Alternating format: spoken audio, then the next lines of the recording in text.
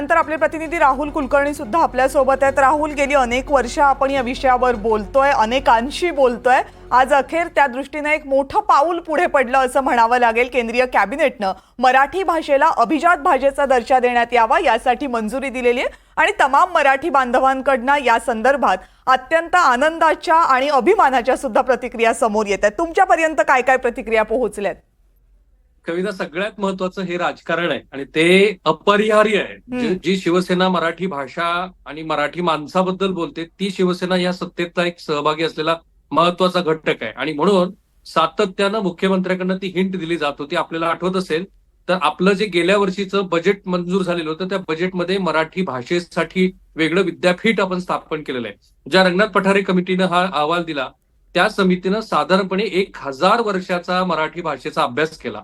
श्रवण बेळगोळ इथं असलेला जो आपला शिलालेख आहे तिथपासून ते कवी मुकुंदराज यांनी केलेली मराठी भाषेच्या संवर्धनाची गोष्ट, काही गुजराती कवींचे संदर्भ आणि हा सगळा जो परंपरा आहे ही परंपरा मांडत असताना अभिजित भाषेला मराठी राजकारणाशी पण जोडलं गेलं। कारण सातत्यानं उद्धव ठाकरे म्हणत होते की तुम्ही या मराठी भाषेला अभिजित दर्जा देण्याचा जो महाराष्ट्रासमोर मांडलेला मुद्दा त्याचं काय झालं, त्याची टीका पण झाली होती। त्यामुळं राजकारणात पहिली गोष्ट जर काही केली असेल तर येणाऱ्या विधानसभा निवडणुकीच्या पार्श्वभूमीवरती जे सरकार हे गुजरात धार्जिन आहे अशी सातत्यानं टीका केली जाते त्याच सरकारच्या काळामध्ये मराठी भाषेला अभिजात भाषेचा दर्जा मिळालेला आहे। त्यामुळे तो एक राहुल, मी तुम्हाला